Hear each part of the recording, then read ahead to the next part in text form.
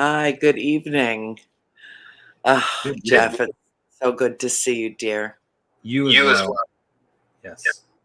Well, classes in session, classes always in session. Oh my God, if that's one thing I've learned this week, class is always in session.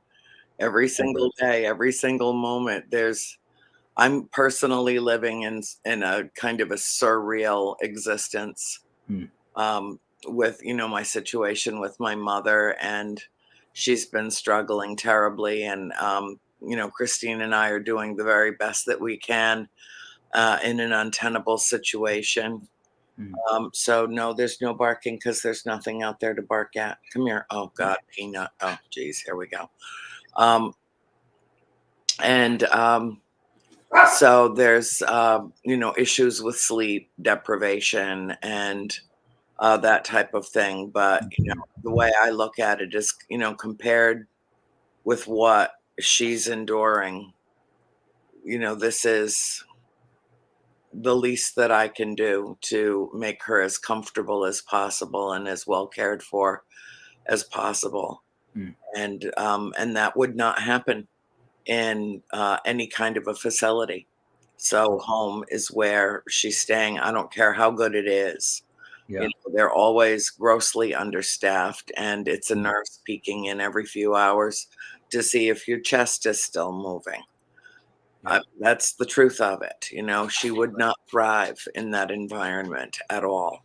Hmm. So don't worry about it. It's dogs. We have dogs. It's a wild pack of hounds. Yeah, Hmm. just leave the gate open. Yeah. Yeah. Yeah. I basically run a small zoo over here myself, so I understand. Yeah.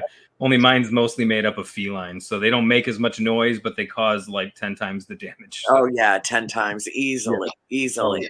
yeah. Unless any of them were named Gracie Pearl, who was my 130-pound Hmm. Great Pyrenees lap dog, Hmm. who would punish me instantly if Yeah. I were to get up and walk out of the room and go, turn the stove on or, try to prepare a meal or anything. If I didn't bring her with me, Yeah. chances were really good that something that I needed, used, or loved was destroyed when I got back in the room. Yeah. Yeah. Yeah. One of mine, I'm pretty sure, is a dog that was reincarnated as a cat, and so it behaves much like a dog, which is how I prefer Yeah. animals to behave. The other 90 or however many cats I have at this point, they're cats. They behave like cats. Yeah. Yeah. I'm They do. so I'm so you've been on my heart so much this week, and I know I have not. It's been a tremendously busy week for me as well, so I haven't reached out the way I wished I would have. But you've been on my heart a lot. Your family has, and you've been in my thoughts and in my prayers. And I know that doesn't just go for me, but that goes for the audience as well. And I want to tell you, just as a matter of human to human, Yeah. the depth of the respect I have for you, for what you're doing in caring for your mother, because not everybody does that. And yet I know for you, it's second nature. You wouldn't even think twice about it. It's not No. even an option that's on the table. You would never even consider anything else. And you know what? That says a lot about who you are and what you've allowed life and soul school to teach you, and the lessons you've submitted yourself to, and just who you are. And as a friend, I just want to say how the tremendous amount of respect I have for you, just for doing what you're doing and being who you are. And I know it's kind of weird to just say that on air, but I want to say that to you. And I know that I'm not alone in my feelings, and you inspire me. I I hope one day, in if I unfortunately ever have to face similar circumstances, which I'm sure I will, I hope I have half the strength that I've seen you display publicly, and 1% of the strength that I know you've demonstrated privately. And I just want you to know how much I respect and admire you for just being who you are. And I'm sorry for saying that publicly. I know you're not the type who likes when people lavish you with whatever, but that's just the truth. And I just want you to know it. And maybe may it just be a little bit of strength to you tonight on what I'm sure is a difficult night. So, Thank you. yes. Well, I'm not alone either. Yeah. I'm here with Christine, my sister. My sister Cindy lives a couple of miles down the road. Hmm. I have nieces and a nephew here that would move heaven and earth to do anything that we needed at any time, should we ask. Yeah. We have so many friends. I have friends that are hundreds of miles away Hmm. who tell me every time we speak, you just let me know if you need me to come and I'll be there. Yeah. No, so I consider myself incredibly fortunate. I know people who I actively love, Hmm. who are in my life and have been in my life for 50 years. Mm. You know, my high school friends, my childhood friends, my work friends, my friends that I made over all of these years. And I've always tried to be a good friend, which is why I think I have this accumulation of incredibly wonderful people around me who Yeah. lift me up, and you are among them. Mm. Um, it is at times like this, and when you're moving, that you really know who your friends are. Yeah. Yeah. It's like, okay, you mean you'll come and you'll spend, Barbara. She's like daughter number 6 in our Mm. family. She is certainly sister, Mm. to us, and we love her so dearly, and she'll just drop everything, stop at the Kroger on the way here, bring a boatload of food, and spend 2 or 3 days and just cook and clean and spend time with mom, and, she'll make a meal, and before the meal is done, the kitchen's all cleaned up from it. There's not even anything left to do Mm. except the actual eating out of dishes. Yeah. And she's just one of these people that, we're lucky if we can count our real true friendships on one hand at the end of our lives. Isn't that the truth? Yeah. And I have so many more than that, Yeah. uh, that I know. Um, I'm never alone. I'm not on my own. I'm never alone. Hmm. And I just want to acknowledge that with you, and acknowledge that with my friends that I've had for 50 years, Hmm. and everyone in between who I have embraced and brought into my life. Yeah. I think of, you're one of the few men who's in my close knit circle. Mm. I've got Deb, and I've got Greta, and I've got Erin, and oh my God, I couldn't function without Lynn. I Mm. couldn't, I've got, well, I couldn't function without any of them. And at this point right now, these Yeah. mostly women are running my life, taking care of logistics, taking care of travel arrangements, taking care of details that I cannot get to, Yeah. booking things for me. Greta takes care of all of that. Um, and my bookings are down to a fraction of Hmm. what they used to be, because I just don't want to leave for too long a period of time. I need to um, uh, be as fast as I can get back here, Yeah. that type of thing. Yeah. So anyway, Mm. I thank everybody, and I especially thank you for being such a good friend when you have faced trials of your own. Everybody's got a complicated life. Everybody's got lots going on.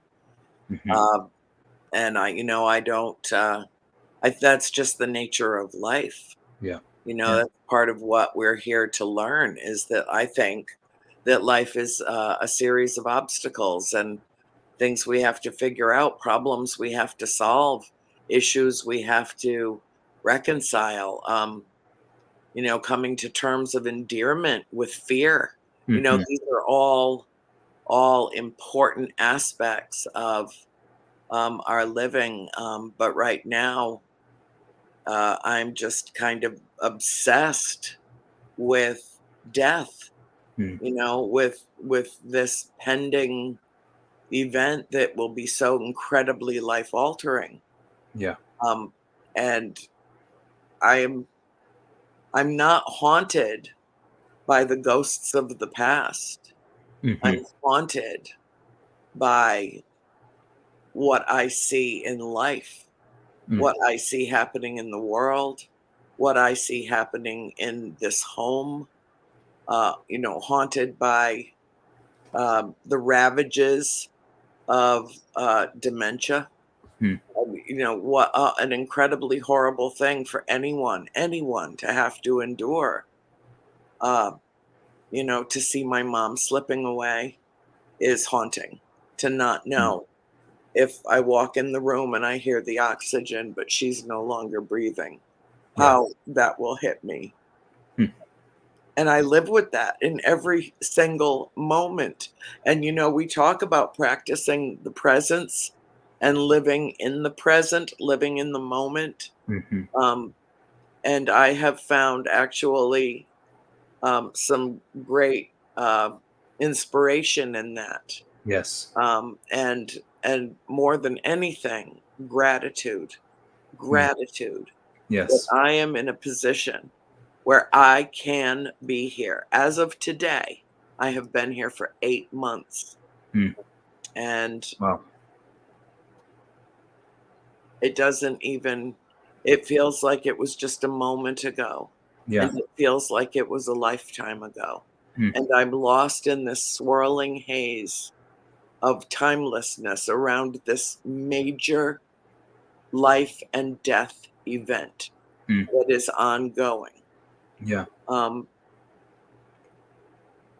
so it's probably the most difficult thing I've ever endured. Yeah. I've also learned a great deal about it. And one thing that I've learned is to make absolutely sure that when I'm with someone who Mm. I love, they know it. Mm. And I say it as Yeah. I love you. Yeah. That that doesn't get left unsaid Mm. ever. Yeah. So Yeah. 100%. You know, I am not in any way, shape, or form in the same situation you're in, but I have been myself haunted by mortality for the last several months. And I know a couple weeks ago we talked about this, and we talked about the principle of memento mori, and, yes. and remembering one's mortality, remembering that tomorrow is a word only found in a fool's calendar, and we're not promised it. And um, I've taken to this and one other and wear every day. One says amor fati, which means love your fate. One says memento mori, which means remember that you'll die. And I wear it around my neck every day. And whenever I find myself caught up in something silly or stupid or just unimportant, I grab it and I hold it in my hands and I feel the weight of it. And I say to myself, remember, you're going to die, Jeff. This could very well be your last day on planet Earth. And if this is your last day on planet Earth, is this how you would plan your final day on planet Earth, the way that you've lived it thus far? Is this the way you would have planned it if you could have planned it out ahead of time? And, even just today, this is very simple, but my kids, they're teenagers, so they sleep in, they pretty much sleep in until I'm ready to go to bed, right? Yeah. And they're like going to bed when I'm waking up. And especially in the summer when they don't have the responsibilities they otherwise have, I kind of just let them. I'm like, it's the summer, have fun. As long as you're doing your jobs and doing your chores, which they're not doing, by the way. Anyways, so, I got up this morning and I went out and I was doing some errands. I did some grocery shopping, did the things I got to do. And I was very much just like, I'll just let them sleep in and I'll go sit on the back patio, just have a chill day by myself. And I had this around my neck and I felt the weight of it and I grabbed it and I was like, if this was the last day I was on this planet, is that how I want to spend my day? Alone on the back patio while the people I love are yards away from me? I was like, no. And that's why when you texted me today, I didn't get back with you because I took my son out to the movies. I did a bunch of other stuff with my family and I was like, no, I want to be with the people I love. If I could have planned it out, if I knew it was going to be the last day, I would spend every second I could with the people most important to me, and I would make sure they knew how deeply loved and cherished and adored they were by me. And it's I have no clue the sorrow and the intensity of the grief that you're experiencing, but I too have been pondering on the reality of my own mortality and imminent death, and I found great comfort in it, and I found great encouragement to live in pondering my death. And there's a great lesson there. And you know what? It's something we can't, like you said, this has been a week, you said, where you were very much aware that you were in soul school, right? Oh yeah, And I class. think it's so easy for us to forget about the fact that death, which is a great teacher, lies under the surface of all things at all times. Chaos is always right under the surface of the order we perceive. The order we perceive is really just an illusion. We've learned how to arrange things in such a way that it appears orderly, but the universe is chaotic, right? It's chaotic, and it is one angry old school marm ready to wrap our knuckles with a ruler and teach us one hell of a lesson. And it's always there, right? Mm-hmm. And there are times that maybe we feel a little bit more like teacher's pet, and then there are weeks when we feel like quite the opposite. But it's always there, and it behooves us then to do things like memento mori, like to purposely put ourselves in the path of that which is always present, but that we oftentimes forget is present because we've distracted ourselves. And then when it's actually there and we're actually faced with the thing, we're prepared for it. We're ready to handle it. And we've come to discover that we can do and we can face down a lot more than we thought we could, if that makes sense. You Mm-hmm. know? Yeah. Yeah. Well, one of the things that my heart is just so full of gratitude. Mm. Gratitude for beautiful memories, but also for the people who are in my life right now that I can reach out to at any moment. Hmm. Um, the family that I have around me, the support system that is built into this, Hmm. uh, and yet everyone understands that we have no control. Yeah. Everyone understands that this will all take its own course, and that we simply need to be strong enough to cope with the fallout. And that is the most important lesson, I think, for me Mm. from all of this, is to cherish life more, Yeah. not take it for granted that I'm going to be here tomorrow or the next day. Especially as often as I travel, although Mm. I do have my own security detail that flies alongside the plane. Mm. I'm not the only one that sees it too. I'm finding out people are starting to really look. They're like, "What Yeah. do you mean they fly around planes? Really? I'm gonna look." Yeah, that's starting to happen. Or Yeah. I call it Sure. to their attention, of course. So Yeah. yeah, I'm not so worried about planes. I'm more worried about my heart breaking, like to the Yeah. point where it's irreparable. Mm. Yeah. That's what I'm worried about. Yeah. But I also see my own inherent strength Hmm. in this process. Yeah. Christine says to me, "Oh my God, you're so good with mom. You calm her right down. You just have this way about you where, she's just aggravating the shit out of me." And Mm. and it can be very taxing and trying. It's in some ways she's just not the same person from time to time, when Yeah. she's not really lucid. And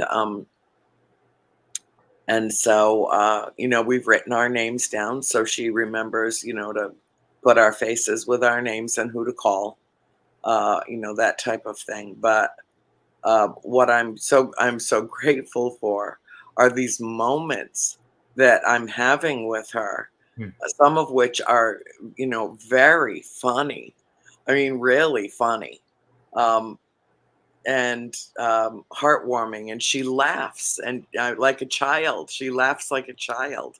Mm. It's wonderful to see that, almost that full circle, going back to, and now we've kind of not only shape shifted, but we've role reversed. Yeah. Yeah. Hmm. And for instance, Greta said to me the other day, I said, my mother's been waiting and waiting and waiting for months and months and months for Trump to get indicted. And now she doesn't remember, and I go in and I tell her, this is happening in the news and that's happening in the news. And she's like, really? Really? Finally, accountability. I mean, she'll find the word, there it will come. And then I'll go back in 10, 15 minutes later. What's happening in the news? And I tell her all over again. And she gets excited all over again. Not Yeah. that she's, celebrating, the situation in our country is dire. We all know that. Anybody who is a thinking, feeling human being understands that we've got a lot of issues right Yeah. now to deal with. It's not really about celebrating. It's about justice and accountability for January 6th. That was her big thing. And she holds him accountable and she wants to see him held accountable. And so now I get to tell her 4 or 5 or 6 times a day what's happening. And she has the same buoyant, like, finally, and she gets to experience that in the moment. I won't call it joy. I don't think any of us feel joy about this, but it is just to see that excitement in her face for just a moment, that momentary awareness that everything she's been waiting for has happened. Yeah. Yeah. And that day of trauma she can put behind her. I know. Yeah. And she has, and it's almost, God, Jeff, I hate to say it, but it's almost like a built-in gift. It's that little thin silver lining around an otherwise enormous black cloud. Yeah. But it's there. Yeah. It's there. And when I go in her room and I say, I'm making homemade chicken soup for you tonight. And she says, I love that, because she hasn't been eating correctly for the last couple of days. Her appetite has just seemed to vanish. It went from robust to nothing. And so that's scary, So I'm like, what do you want for dinner? Yeah. And I asked her hours and hours ago, like this early afternoon. And she said, oh, your chicken soup. And I said, I'm on it. I'm on it. I'm in the kitchen. I got the paring knife. We're good to go here. And then 15 or 20 minutes later, when she calls me, and she calls me mama now a lot, she calls me into her room. She'll ask me what's for dinner. It's now at this point cooking. You can smell it in the house. But she just wants to engage. And so I tell her, we're having chicken soup with Ritz crackers. We've got Hawaiian rolls. We've got chicken salad. We've got, so on and so forth. And she becomes almost jubilant, just fully aware, fully tuned in. And then I leave the room and I go, do some more. And this pattern that has established itself in recent months is something that I didn't really either know about or consider the possibility of. And the other thing that I didn't consider the possibility of is that she has forgotten most of the bad memories. What she's coming up with in terms of, delving deep into what is left is all good and light and positive and loving. Wow. And I'm very grateful for that. Yeah. That's in a very sobering and heartbreaking in some ways way. That's beautiful. Jesus in the Beatitudes said, blessed are the pure in heart, for they shall see God. And there's a couple ways you can read that. And the way that some people read that is that Well, if you purify yourself, then God will grant you the privilege of seeing God. But how I tend to read that is that the individual whose heart is pure sees God in all things. The individual who is pure in heart reflects that purity on the world around them. And as you're saying, you're in a season of where you're experiencing the ever-present suffering of life in a more present way, and yet you're finding in it beauty, and you're finding in it things to be grateful for and things to be thankful for. And I think that's a manifestation of that principle, that the one whose heart is pure sees the pure in all things. I mean, what was it, Camus, who said, I found that in the midst of winter there was within me, I found within me an eternal summer, right? Something like that. I might be Yeah, quoting it a little bit, but it sometimes takes being in those moments to find within ourselves what's really there. And God, it's amazing how far gratitude carries us, isn't it? it is. It's amazing. It is. It's like a huge balloon cloud, Mm. all puffy and a place to land safely in the center that just floats upon the ocean. Yeah. It really is an entirely different feeling or experience than I've ever had. When I lost my sister April, it was so sudden, it was so tragic, Mm. it was so traumatic, absolutely awestruck was I, Mm. standing in, of all places, LAX Mm. when I found out. Mm.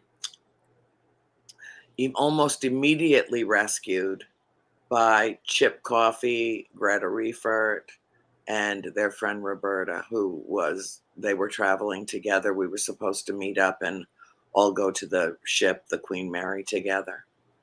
Um, and it was an entirely different feeling. It was like being just like punched, like not gut punched or face punched, body punched. Mm. Like stagger back, find a chair quickly before you hit the concrete. Yeah. That kind of thing. And this is the opposite. Mm. This is that slow motion. Every day is different. Some Mm. days are more difficult than others, Yeah. but it is a slow motion Mm. process Mhm. with an inevitable end, and yet no time. Uh, no, no way to determine when that time will be. Yeah. Um, and so I'm having a completely different reaction to it. Mm. It's not shock and trauma. It's just my heart just melting and Mm. breaking 100 times a day, and um, learning to live with that, learning to live in the moment with that grief. Yeah. And I know it's preparing me. I'm one of billions and billions of people Mm. who have experienced this over the course of human existence. Losing a loved one, losing a parent, losing a mother. And remember a few weeks ago, we talked, I can't afford to take this personally. This is the nature of life. Yeah. I Yeah. cannot afford to take this personally. Like I am somehow being robbed when I've had, if she will be, God willing, 84 on August 24th. Mm. Um, and, how lucky am I that I've had her for so much of my life, Yeah. so much. Mm. And to know that she will be with me in spirit. Yeah. That's not wishful thinking on my part, Jeff. You know Yeah. that. Yep. I have, as you have, been touched by spirit. Mhm. And it's real and it's Mhm. true and it's there. And I can't tell you how many times I've had visitations from my sister April, how many times all of us have. Yeah. And I know that the same will be true for my mother. I know that she will keep an eye on us, that she will be around. I know that. Yeah. Doesn't make it any easier. You would think that paranormal people would have an easier time coping with death, and we don't. Mm-hmm. We don't. Yeah. It's the only thing constant in life. It's Yeah. going to happen. No matter what, it's going to happen. Yeah. And yet it's the thing that we resist the most, Yes. and have the greatest difficulty reconciling in our own hearts and minds. Yeah.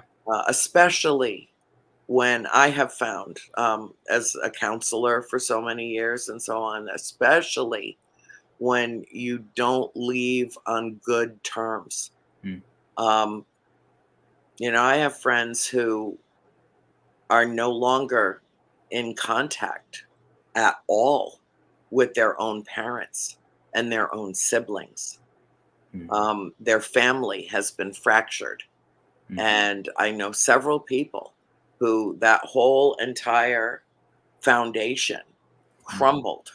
Yeah. And they feel completely and utterly alone in the world, absent, a glaring vacancy.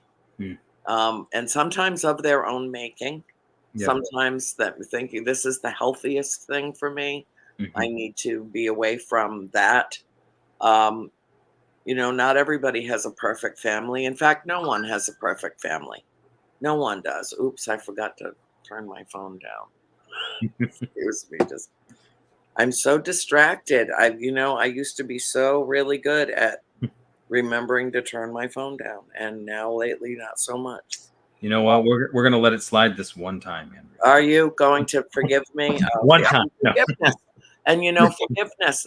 Isn't it interesting that this just happened, and Yeah. I must forgive myself for forgetting to turn the volume down on my phone.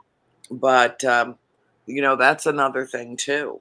Mom and I don't have anything left to say to each other in terms of any infractions or any kind of falling out that we ever had during the course of our life together. All is forgiven, all is discussed, all has been rectified in every conceivable way. There is nothing left to do, literally, but talk about the brown thrasher at the bird feeder outside her window, or if there are thunderstorms coming through, or what's happening in the news, which she just promptly forgets.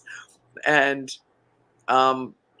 there's kind of this might sound strange. Tell me if this doesn't make sense, but in a way, it's kind of liberating. In a way, it is. I mean, she's free of all that gobbledygook that we keep in our heads all the time. Yeah. Yeah. No, I don't think that's weird at all. I mean, I've not experienced it, but no, I don't think it's weird at all. And just as you're talking, it's making me also, by the way, you're always pre-forgiven for anything whatsoever, whether it's a phone going off or whether I don't know. I'm just joking, by the way, just so everybody knows. It's making Everybody knows. I know. No need to state the obvious. I know. Just like we're having this love each other. We're having this deep, intense conversation. I just want to make sure everybody knows I'm kidding. Okay. It's just making me think of how, no offense to anybody, my own self included in my worst moments, but how goddamn ungrateful we are. And I don't mean to say that in any kind of a finger wagging, chiding sort of way, but seriously, man, how ungrateful we are. And it's not typically until we're face to face with loss that we actually learn the importance of gratitude. But what if we can learn the lesson before we're face to face with it. You know what I mean? What if we can study before the test? I mean, I guess that's part of what this is, you I know. know. And Yeah. that's the thing that sucks about soul school is that, I mean, unless you really apply yourself and start to play chess instead of checkers and think Yes. 10 steps ahead all the time, so Right. that you can prepare and learn your way into a better Mhm. into a better life experience, Yeah. then, instead of waiting till you're confronted with a situation where it's fight or flight, sink or swim. Yeah. If you come in with some extra emotional preparation, I think, Mhm. Yeah. that's the value of us doing our little show like this, Absolutely. is to free people to think about, and if I were in that situation, I think it Mm. triggers a lot of empathy in Yeah. people, sympathy certainly, but empathy also. If Mhm. they, our viewers, and of course many of them have been through, if not identical situations, very close Yeah. situations, and sometimes this is a trigger. When we talk about these things in such emotional depth, Mhm. it triggers tears. I don't know how many messages. Oh my God, I cried all the way through soul school tonight. But that's not bad. That's not a bad thing. Mm-mm. It's not. Yeah. I think that it's very cleansing and healing to Yeah. cry. And, we live in a society where that is perceived as weakness. And I perceive it as a strength, Yes. especially in men, Mhm. real character strength that a man can allow himself to express his emotions and not bury them, in this Mhm. subterfuge of I'm so strong. And, Yeah. none of us are strong. Yeah. All of us will face, if we live long enough, we're going to lose people that we adore. Yes. And to have to come to grips with that, for me to know that my mother will be with me in spirit, but to openly admit that right now that doesn't matter. Yeah. Right now what matters is getting through the next day, Yes. that it alters one's perspective. Mhm. But when we talk about things like this, I think what it triggers in people is real empathy, Mhm. putting themselves, oh my God, what if I was in that position with my mother right now? Oh my God, what would I do? Mhm. I got 3 kids at home. I got a job. I got to, what would I do? What would I do? Well, I don't think there's any harm. I think you can live in the moment and think ahead at the same time. Yeah. Yeah, for You sure. know? Absolutely. And I think it's part of living in the moment because the moment's always passing. So Mhm. if the moment's always passing and moving forward, you always do have to be looking ahead in order to adequately live in a moment that's in forward motion always. And I don't know, that's the power of practicing gratitude now, I think, really. I was I just shot some ideas at you today, right? Because we didn't really have time to prep too much for tonight, and so we Yeah, just like we ever do. I mean, We're yeah. lucky if it's 2 texts back and forth, done. See you on the show. Well, I was going to paint a more heroic picture. I was going to say, unlike our typical 3-hour sessions where we have it all out on a whiteboard in a Zoom meeting, and Yeah, no, you none know, of that happens. this was a quicker one. Nobody But should believe that.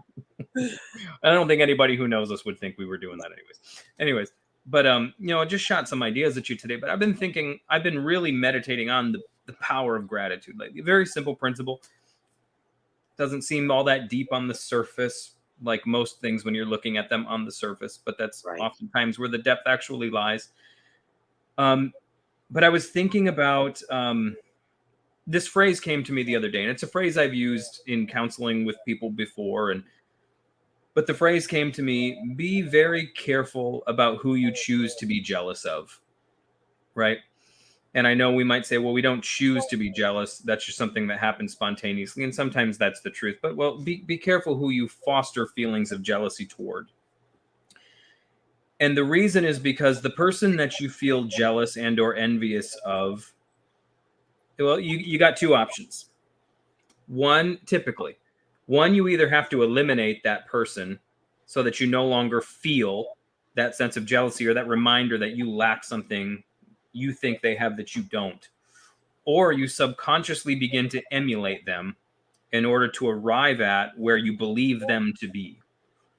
However, you don't know them the way you think you know them. You don't really know the depths of who they are. You don't really know the inner workings of their life necessarily. And so you could be subconsciously emulating a person's behavior. You could be subconsciously setting yourself up for hell because you don't know who they are. You don't really know the inner workings of things. And so you could very well, through jealousy and envy, be setting yourself up for a very, very, very big fall. So I say be very careful of who you're envious of. And I think it's Psalms 105 or Psalms 115. It's somewhere in there. Read all 10 Psalms in between and you'll find it. But there's a verse where it's talking about idolatry and the idolatry of a certain people. And it says that the gods they worship, they have eyes but can't see, they have mouths but can't speak, ears but can't hear, etc. And it says those who worship them become like them. Now, setting aside religion, physical idols, and all that kind of stuff, think of the psychological principle here. An idol is something that you think represents perfection. And so an idol is that which you will subconsciously aim at becoming. And it says these idols, these individuals think they're real living beings, but they have eyes but don't see, ears but don't hear, mouths that don't speak. And those who worship them become exactly like them. They think this is perfection. And so they aim at becoming like them. And when they become like them, they're like, oh, crap, this isn't what I wanted to become. So be careful who you choose to be jealous of, because you'll become like them, or you'll have to destroy them to get them out of your life to relieve your sense of this sense of jealousy. So this was I just been playing around with this thought in my head, and I was like, well, what's the other antidote to that? Also, jealousy is something that human beings really, we can't help but feel it. Like if you look at the story of the Garden of Eden, there's immediately this sense of envy that they don't have this one piece of fruit they're told not to partake of. Right. They can eat from every other tree in the garden, but don't. How about it? Yep. But don't touch that apple. Just one. And that's, in psychology, that's negative suggestion. The moment you tell someone, don't think of, and everybody always says a pink elephant, so I'll say, don't think of a puce giraffe. Now, you might not be thinking of that because you might not know what puce is. So let's say, don't think of a purple giraffe. Well, the thing is, in order to obey the command to not think of a purple giraffe, your brain has to disobey the command. Right. The brain has to first generate an image of a purple giraffe in order to know what it can't think of. So that's negative suggestion. The moment you say don't, everything within you says do. And so the very first command given humanity is all the trees, eat from them, except for this one. And then immediately there's this sense of lack that's created in them. And then a kind of jealousy. Well, why is God withholding this from us? And so it creates envy and jealousy. And we can't help it. That's kind of just in us. And I think that story reflects that principle. So how do we avoid either destructively becoming something that is destructive or destroying the thing that is causing us to have these emotions? I think the practice of gratitude. Mm-hmm. I think the practice, Nietzsche in The Gay Science, there's the greatest weight example, right? Where he says, suppose a demon comes to you one day or night and says to you, you're going to have to relive this same life you've lived up until this very moment over and over and over and over again, exactly as it is right now. And exactly as it becomes, you're going to have to live it over and over and over again. He's like, would you like throw yourself on the ground and gnash your teeth and say, this is the worst news I've ever heard? Or have you lived in such a way where you've experienced moments in time and in life that you would relive everything just to relive those moments, right? And even that, when I first read that, good God, man, like, I don't know, a decade and some change ago, the first time I read that was like, that messed me up for months. Just the thought of that, like, good Lord, would I don't know. That was just one of those philosophical bombs that got dropped on me of like, I couldn't compute, like, would I really relive all the pain and all the suffering and all the anguish and all the existential angst just to experience those few moments of joy? Would I? And at the time I didn't know. And then what it made me do is think, okay, well, I got to change the way I'm living. I got to live better. I got to aim to be more like this person so that I can have one of those moments, that I can aim to, that if I had to relive it all, I could have that one moment again. And then I just found that made me more jealous and more envious of other people, because I'm aiming at trying to be something that will pay off in the future. That would, I don't know. I'm speaking all over the place, but I think you understand what I'm saying. Yeah, I do. But then elsewhere, Nietzsche basically lays forth the idea, and you can tell he's playing with the same thought, Mhm. where he lays out his admiration for the Stoic maxim of amor fati, which means the love of one's fate, right? Yes. He seems to say, here's the way, that you ensure that, because in that essay in the Gay Science, he's like, if you've lived in such a way that you would be willing to repeat your whole life just to get back to that one moment, this demon would seem to you like a god or like an angel. He's like, so here's the way you can turn all of those devils into angels, is by loving your fate, is just by looking at your life and saying, and this is a practice. This isn't just something you can just flip a switch and say, I'm just going to Right. do this. If you've lived a life of abuse and hell, I mean, it's a practice. It people who do this and actually get it are tough as goddamn nails, man. This takes it's a gritty philosophy, but I've found in my life it to be of great benefit, to look at everything that's happened and be like, everything that's happened, and it's all brought me to this point. And if one little thing was different, a la the butterfly effect, then I wouldn't be where I'm at right now. And then I might say, but I don't necessarily like everything about where I'm at right now. However, I like the trajectory I'm on. I like the path I'm on. I might not like the state I find myself in right now, but I love the path that I'm on, and I know where I'm headed, and I know I'm headed somewhere good because I'm thinking thoughts like this. Right. And if I was headed somewhere bad, I wouldn't be having thoughts like this. So therefore, the very fact that I'm determined to live a better life, be a better person, to help end suffering whenever I find it in the world, says to me that I'm on the best possible path I could be on. Therefore, I would change nothing, even though some of it sucked, Mhm. so that I could be exactly here. And there's something so incredible that happens when you find yourself in that moment. The Buddhists talk about the wheel of samsara, the endless cycle of birth and death and then rebirth, and just this constant cycle.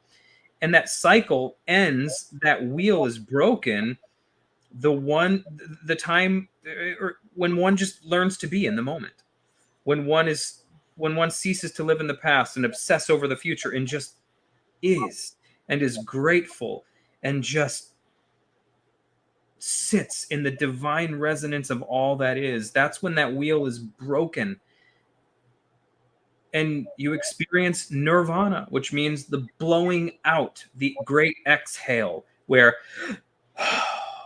and you finally rest.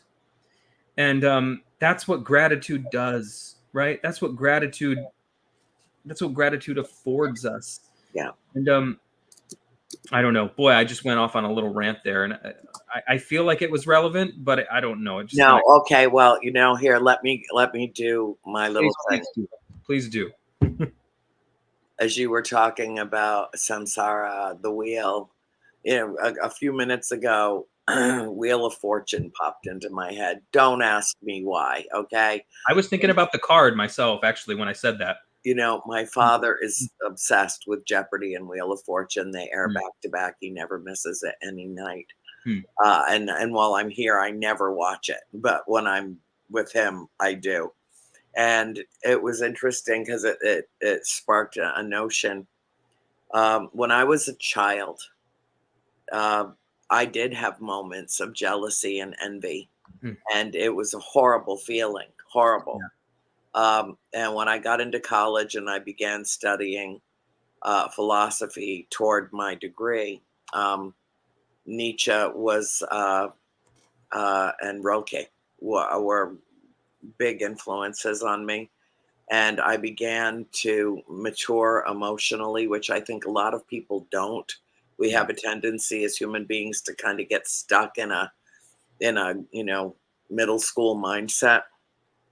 And I began to celebrate always, Mm. make a point of celebrating always someone else's good fortune on Mm. that wheel of fortune, our Mm. destiny and that circular nature of livingness. And so Mm. when I watch Wheel of Fortune and somebody wins the freaking car, I'm like, yay, Yeah. it's like I won it, it's just Yeah. it's so great. Good for them. Good for you. Yes. That's Mm. so excellent. Yeah. And instead of, oh, man, I wish somebody'd give me a car. I could really use a car right now. No, no, Mm. no. It's not for me. It's for him. Yeah. There's none of that in my personality. I Yeah. squelched that when I was 17 years old. Mm. And I have lived free, absolutely free of envy and that kind of pettiness and just jealousy. When those are not human emotions that I ever Yeah. tap into. Yes. Um, and it is Mm. it's kind of a blessing, Yeah. to have learned that, just in my college work, and just thinking about the different philosophers. I think it's the greatest value, Mhm. and that's inherent in studying philosophy, is to get all these different views and world perspectives. And I've studied everything from stoicism to existentialism to, I mean, you name it, you name any different type of philosophy, and Mhm. I have at some point in my life steeped myself in it, because that's the only way that Yeah. you can, Camus and de Beauvoir and Jean-Paul Sartre and all the great French philosophers, uh, and it has taught me not just the value of living, but how to Yeah. live my best life and Yeah. be my best self. Yes. And that's the greatest lesson that I took from all of that. And speaking of which, we're just about out of here. Bill, how much time do we have Mm. left? Like a minute or two? Mm. He'll tell us, because he's one. We have one whole minute in a Oh, row. okay. Um, Mm. and again, our time just, zips by like a witch on a stolen broomstick. That's Yeah. how it goes. Mm. Um, but I thank you for this. I feel uplifted. I feel stronger, Yes.